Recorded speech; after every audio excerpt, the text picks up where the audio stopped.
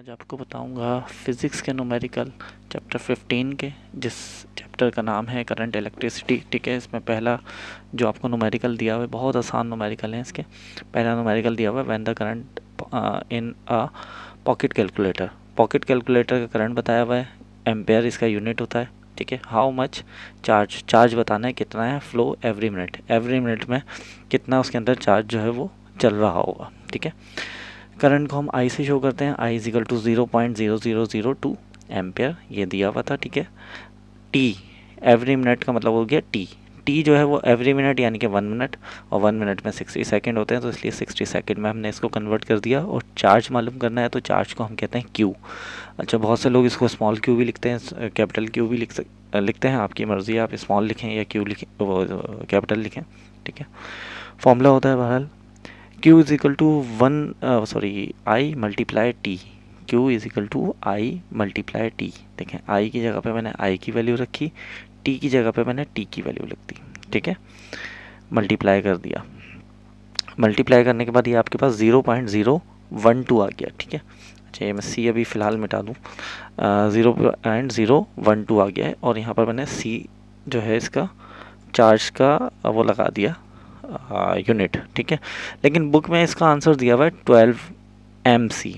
ठीक है, आप चाहो तो यहाँ तक के इसका आंसर कर सकते हो, लेकिन बुक वाला करना चाहते हो तो बुक वाला किस तरह से होगा, जो आपका आंसर आया था उसको मल्टीप्लाई कर दो 1000 से, तो बुक का आंसर ये मैच हो जाएगा। ठीक है, वरना तो आपका आंसर यहाँ पर भी कर दोगे तो कोई मसला नहीं है। चलते हैं अब दूसरे वाले न्यूमेरिकल की तरफ। इसके दूसरा न्यूमेरिकल दिया हुआ है कैलकुलेट द अमाउंट मालूम करना है किसका, amount of current that electric heater, एक इलेक्ट्रिक हीटर का करंट मालूम करना है। ठीक है, uses a heat room in 5 minute, वो जो रूम को हीट कर रहा है वो 5 मिनट्स में कर रहा है। If a charge 2100 C, charge का यूनिट होता है। ठीक है, डेटा बना लेते हैं। 2100 जो चार्ज जो है वो उसको Q से शो करते हैं, Q दिया हुआ है। ठीक है, मिनट्स को हम T से शो करेंगे, T दिया हुआ है। अच्छा, मिनट में दिया हुआ है, इसको सेकंड में कन्वर्ट करने के लिए हम क्या करेंगे, 60 से मल्टीप्लाई करेंगे। 5 को 60 से मल्टीप्लाई करा तो 300 सेकेंड आ गया। ठीक है, और मालूम क्या करना था, अमाउंट ऑफ करंट यानी कि आई मालूम करना था। आई आपको दे दिया। ये फॉर्मूला होता है Q is equal to I multiply T. हमने मालूम क्या करना है, आई मालूम करना है, तो हमने फॉर्मूले को अरेंज कर लिया, आई को यहीं रखा, टी को उधर लिखा है, तो डिवाइड हो गया Q से। तो फॉर्मूला कुछ इस तरह से बन जाएगा, I is equal to Q upon t. ठीक है, देखें, आई की जगह पे मैंने क्यू की जगह पे मैंने क्यू की वैल्यू रख दी, और टी की जगह पे टी की वैल्यू रख दी। तो ये इन दोनों को डिवाइड करा तो इसका आंसर आ गया 7A।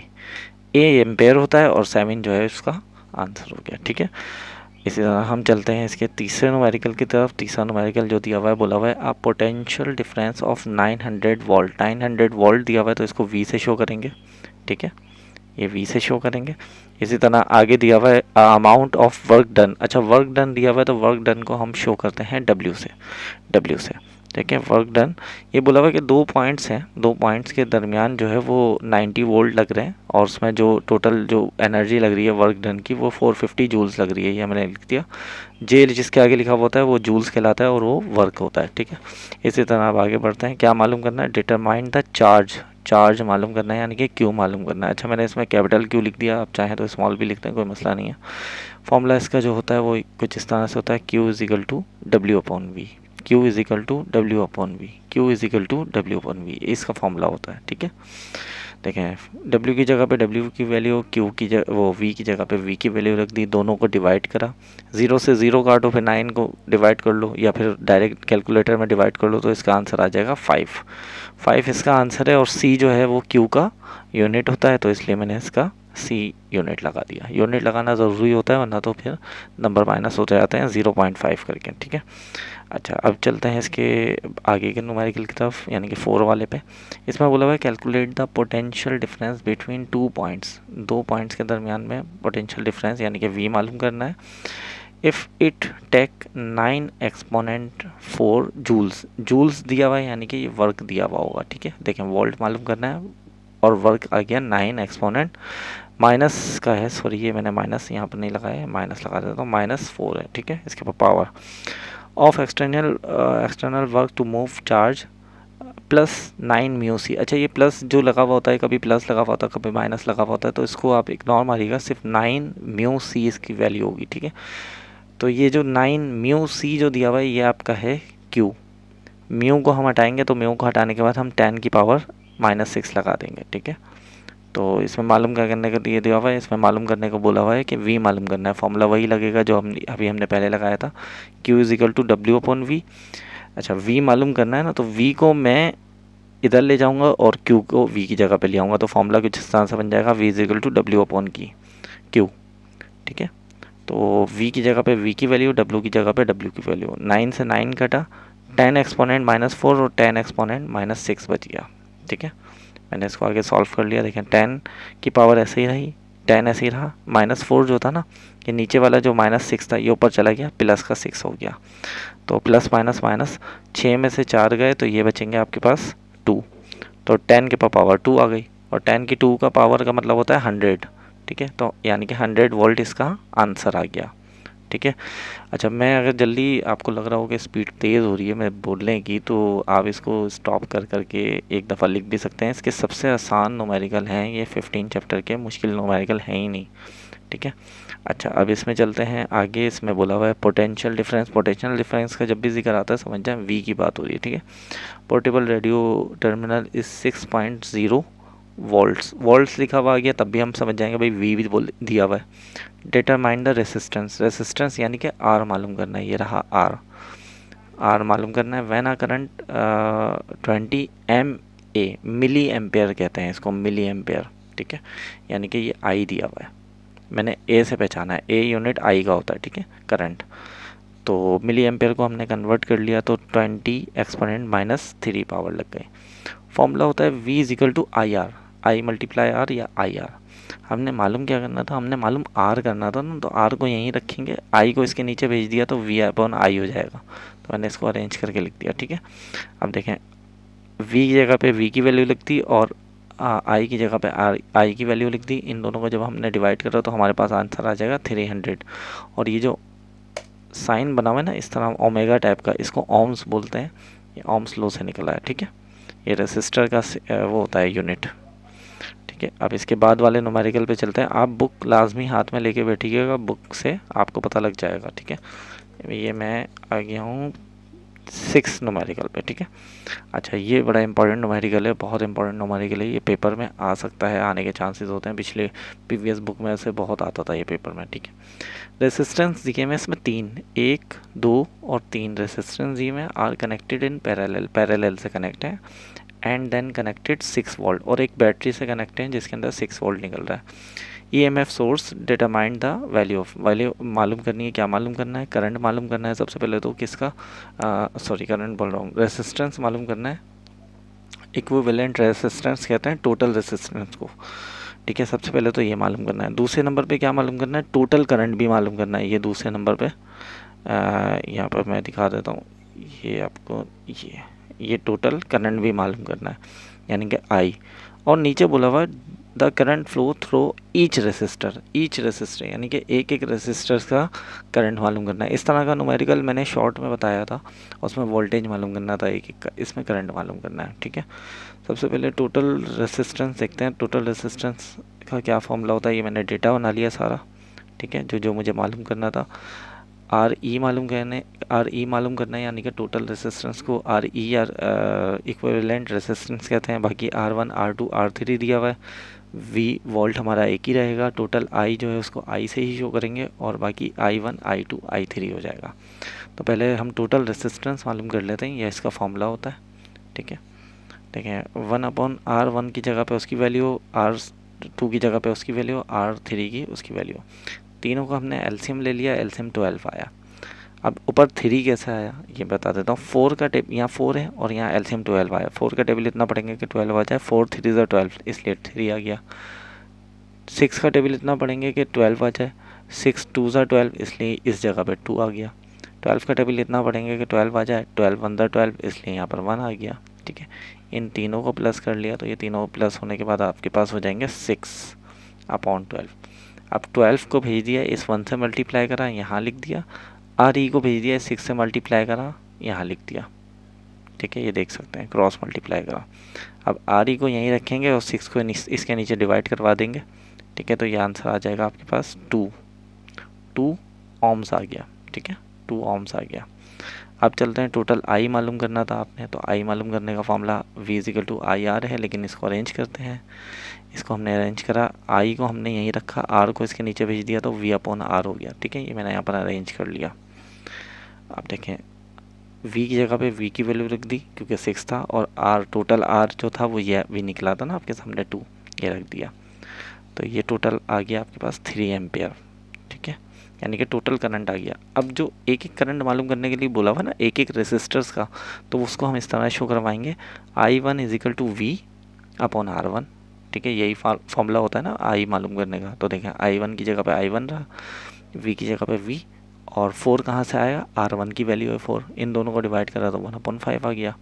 इसी तरह हम आगे बढ़ गए, आगे बढ़े, I2 मालूम करने के लिए भी हमने फॉर्मूला यही लगाया, लेकिन I2 की जगह पे I2 रखा और R की जगह पे R2 रख दिया। R2 आपके पास 6 था, V आपके पास 6 था, 6 से 6 कटा, 1 बच गया। ठीक है, इसी तरह आगे बढ़ गया, I3 मालूम करने के लिए, I3 मालूम करने के लिए क्या करा, V अपॉन R3 लिख दिया।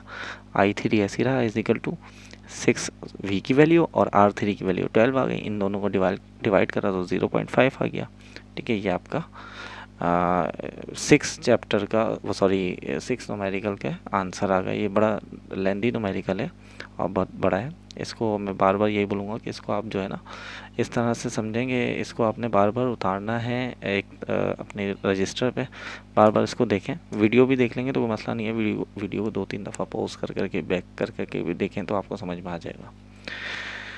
अच्छा भाई, सब अब आ जाते हैं 6 के बाद 7 वाला न्यूमेरिकल है, ये लास्ट न्यूमेरिकल है। ये बड़ा अच्छा न्यूमेरिकल है। बोला हुआ है R220 वोल्ट दिया हुआ है, यानी कि V हमने पहले ही लिख दिया। Circuit is use to power 120 watt and 80 watt light. अच्छा, ये बोला हुआ है भाई 2 पावर यूज़ हो रहे हैं, यानी कि 2 बल्ब यूज़ हो रहे हैं। एक के अंदर पावर जो है वो 120 है और एक के अंदर पावर जो है वो 80 है। 2 बल्ब यूज़ हो रहे हैं। When bulb has greater resistance which one has the higher current. अच्छा, बोला भाई किसके पास भाई ज़्यादा रेसिस्टेंस होगी और किसके पास ज़्यादा करंट आ रहा होगा वो बताना है। तो न्यूमेरिकल ये भी बहुत इंपॉर्टेंट है, कंपैरिजन वाला है। ठीक है, V की वैल्यू तो हमने लिख दी, P1 आपके पास 120 आ गया, P2 आपके पास 80 आ गया। मालूम करने का तरीका क्या होता है, मालूम क्या करना है, करंट मालूम करना है, समझे। करंट मालूम होगा जब भी रेसिस्टेंस भी मालूम हो सकता है। तो मैंने सिर्फ I1 और I2 कर दिया क्योंकि दोनों से फिर हम रेसिस्टेंस भी मिल जाएगा। ठीक है, I1 मालूम करने का फॉर्मूला क्या है, P1 अपॉन V। I2 मालूम करने का फॉर्मूला क्या है, I2 बल्कि पहले I1 ही मालूम कर देता हूँ, दूसरा मैं नीचे नहीं कर रहा वरना तो आप कन्फ्यूज़ हो जाएंगे, वरना तो I2 भी मैंने यहाँ पर लिखा हुआ है। पहले I1 मालूम करते हैं। I1 मालूम करने का फॉर्मूला है P1 अपॉन V। I1 ऐसे ही रहा, P1 की जगह पे P1 की वैल्यू, V की जगह पे V की वैल्यू, दोनों को डिवाइड करा तो 0.54 आया I1। I2 के लिए मैंने P2 का इस्तेमाल करा, V वही रहा, P2 80 था और 220 आपका V आ गया, दोनों को डिवाइड करा तो ये आपके पास आंसर आ गया 0.36। ठीक है, एम्पियर। अब देखें इस चीज़ को समझें, रिजल्ट बनाया हुआ है, नीचे लिखा हुआ भी है ताकि समझ में आ जाए। फर्स्ट बल्ब जो है ना, ये वाला फर्स्ट बल्ब, ये बोला हुआ हैज़ ग्रेटर करंट। इसमें देखें करंट ज़्यादा आ रहा है। जब करंट ज़्यादा आता है ना तो स्मॉलर रेसिस्टेंस, उसकी रेसिस्टेंस जो होती है ना वो कम होती है, ये जहन में रखिएगा। इसी तरह जो सेकंड बल्ब है, इसमें बोला हुआ हैज़ स्मॉलर करंट, इसमें करंट स्मॉल आ रहा है, इसके मुकाबले में कम आ रहा है ना, तो इसकी रेसिस्टेंस ज़्यादा होगी। ठीक है, तो ये चीज़ है, ये हमेशा याद रखिएगा। इसके बाद चलते हैं हम एक और जो है वो आपके पास इसका बहुत इम्पोर्टेंट है, ये एग्जाम्पल 4 पेज नंबर 120 पे। एग्जाम्पल 4 बहुत इम्पोर्टेंट है, इसमें हमें फॉर्मूला जो है वो बनाना पड़ा है खुद से, तो बहुत अच्छा न्यूमेरिकल है, थोड़ा टिपिकल है लेकिन अच्छा है। ठीक है, तो सबसे पहले चलते हैं, यहाँ पर बोला हुआ 100 जूल्स ऑफ हीट। भाई 100 जूल्स ऑफ हीट प्रोड्यूस हो रही है, तो हमने यहाँ पर लिख दिया, H से शो करवा दिया। ठीक है, ईच सेकेंड का मतलब होती है T is equal to 1 second in a 4 ohm resistance. Ohm resistance यानी कि R दिया हुआ है। फाइंड द पोटेंशियल डिफरेंस को आपको पता है वी बोलते हैं या वोल्ट बोलते हैं, तो वी लिख दिया। अच्छा, फॉर्मूला कुछ इस तरह से होता है कि H is equal to I square upon R T, ये फॉर्मूला होता है। इसके अंदर देखें v का कहीं जिक्र नहीं है, मालूम तो v करना है लेकिन फॉर्मूला ये लगाना है। अब v का तो जिक्र ही नहीं है, अब कैसे करेंगे? अब इसको फॉर्मूले को अरेंज करेंगे। देखें v नो हम जानते हैं भाई बराबर i बराबर होता है v अपॉन आर के, ठीक है। अभी अपने ऊपर ही पढ़ा है कि i बराबर होता है v अपॉन आर के। तो हमने क्या करा, हमने i की जगह पे अब फॉर्मूला जो फॉर्मूला था इसमें i की जगह पे हमने उसकी वैल्यू रख दी, h is equal to V upon R square R T. देखें i की जगह पे मैंने v अपॉन आर लिख दिया, ठीक है। अब आगे बढ़ते हैं। ये स्क्वायर जो था ये v के साथ भी था, r के साथ भी था, दोनों के साथ मैंने स्क्वायर लगा दिया, लेकिन r से r कट गया है। ये 2 r थे, ये 1 r था, 2 r में से 1 r कट गया। तो आपके पास एक्चुअल फार्मूला क्या आया? एक्चुअल फार्मूला आया h is equal to V square और r और t कि 2 r थे ना, 1 r कट गया, ये वाला तो कटा ही कटा, लेकिन इन दोनों में से 1 r कट गया तो 1 r बचा। तो ये एग्जैक्ट फॉर्मूला आ गया। अब इसके अंदर वैल्यू पुट करेंगे, h की जगह पे 100 रखा, वी स्क्वायर ऐसे ही रहा, r की जगह पे 4 रखा और t की जगह पे 1 रख दिया। 1 का मतलब ये इन दोनों से मल्टीप्लाई होकर सिंपल ही रहेगा, तो 1 रखो ना रखो लेकिन शो करवाना ज़रूरी है। पर 4 यहाँ पर डिवाइड हो रहा था, इधर जाके मल्टीप्लाई हो गया और यहाँ बचा सिर्फ वी स्क्वायर। बचा तो 1 भी है लेकिन 1 को जब वी स्क्वायर से मल्टीप्लाई करो तो वी स्क्वायर ही रहेगा ना, ठीक है। अब आगे बढ़ते हैं। 4 को 100 से मल्टीप्लाई करा, 400 हो गया, ये वी स्क्वायर के आंसर आ गया। लेकिन वी स्क्वायर हमें चाहिए नहीं था, हमें चाहिए था सिंपल वी। तो वी स्क्वायरिंग ख़त्म करने के लिए हम करेंगे रूट ऑन बोथ साइड, दोनों तरफ रूट करा, स्क्वायर से ही वी कटा तो सॉरी ये स्क्वायर से ही अंडर रूट कटा, वी बचा। और 400 का रूट जो होता है वो 20 होता है, इसका वोल्ट वी वो यूनिट जो होता है वोल्ट होता है, ठीक है। तो ये इस तरह से मैंने इसका ये आंसर कंप्लीट कर दिया, ठीक है। और बाकी जो है मैंने इसका एग्जाम्पल 2 जो है वो मैंने शॉर्ट में समझा दिया था। तो मैं उम्मीद करता हूँ कि आपको ये सारी चीज़ें समझ आ गई होंगी। कुछ चीज़ें जो एक्स्ट्रा हैं जो पूछना चाहते हैं आप, तो कमेंट्स के ज़रिए से पूछ सकते हैं। अगर कोई मसला हो, कोई इशू हो इन चीज़ों में कि भाई ये फॉर्मूला ऐसे नहीं, हमें ऐसे समझ में नहीं आया, हमें दोबारा बता दें, तो मैं दूसरी तरह से मैनुअल लिख कर समझा दूँगा, ठीक है। तो मैं उम्मीद करता हूँ कि आपको समझ आ गया होगा। जज़ाकल्लाह, अल्लाह हाफ़िज़।